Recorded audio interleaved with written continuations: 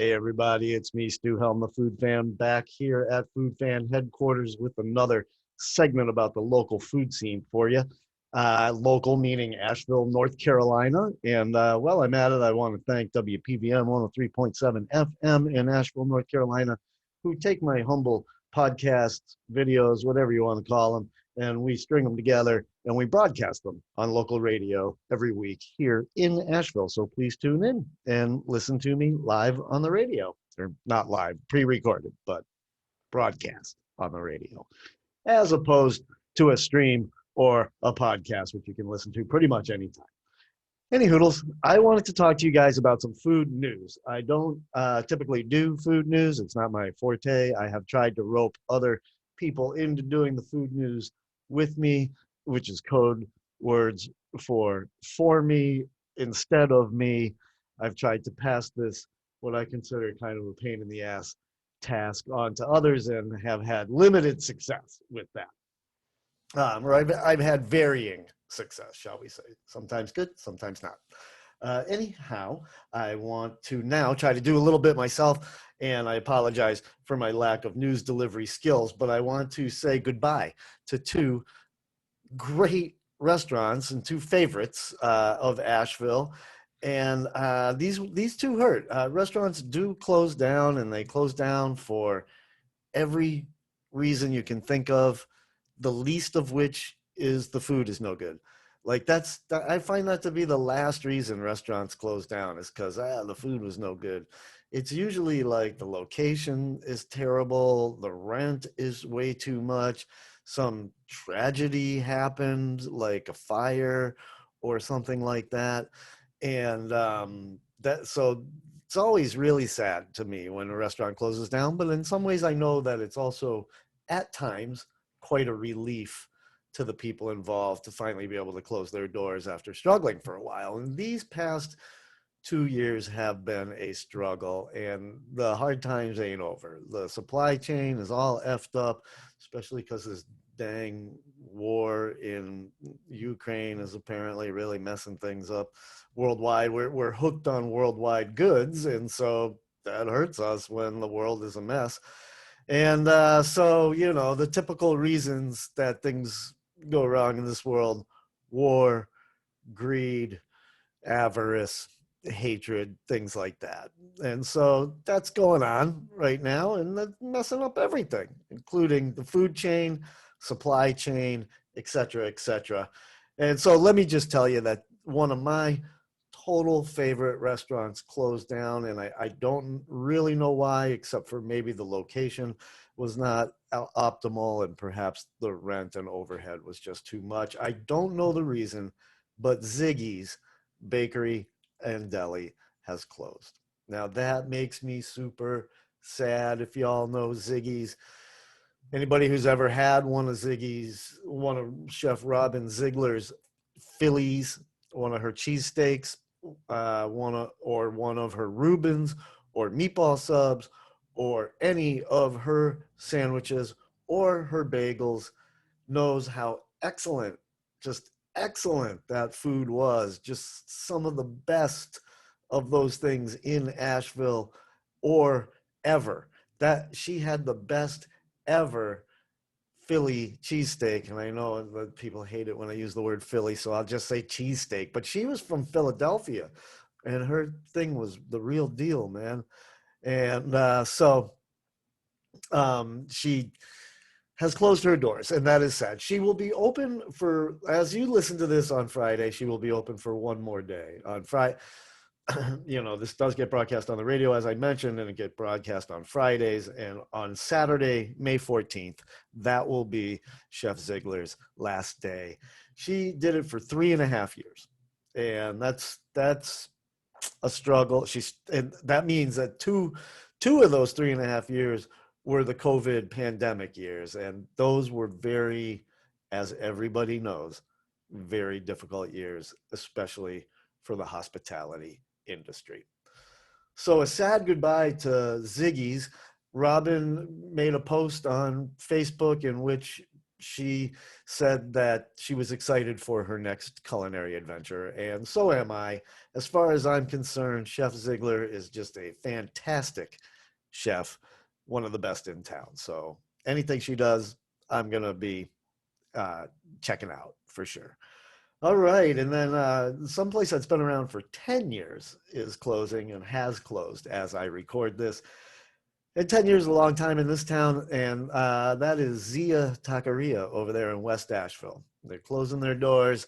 They have already. They made a post that they were going to, on Facebook, they made a post that they were going to do switch to just takeout until they ran out of food. And then they ran out of food and they made another post. Thank you for the big rush. Thank you for all the love. We're sad. We're closing our doors. And in this post that they made, they said they are excited for the next food vendor that's moving into the building that they occupied. So if you're familiar with that building, it's a pretty large space with plenty of parking. So optimal right there on Haywood Ave. So a great space, and we're sad to see Zia Taqueria go. It was an Asheville favorite. And again, restaurants close for all kinds of reasons. And even a place as beloved, just like straight up people love Zia Taqueria, even a place like that is vulnerable in a dicey economy. And I'm old enough, I've lived through all kinds of dicey economies. Like, believe me, this is nothing new, and it's not going to be the last time, but recovery right around the corner, I'm sure of it. I hope so. And then like moving on with some more food news, there's another thing that happened a couple of weeks ago, and that is the Deli Llama food truck, which I just love. And I love the people who run it. That's Chef Chazzy Edwards and her wife, Erica, and the crew that works with them. They are wonderful people. It's a wonderful truck. The food is amazing. Best wings in Asheville. And best chicken wings in Asheville, bar none. And they suffered some vandalism to the truck that was very out of the ordinary.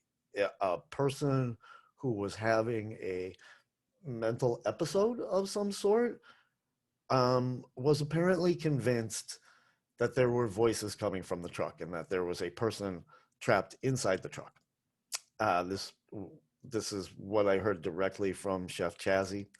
So Erica showed up to open the truck and the windows were smashed out and this person was still there. And the police arrived and took this person away.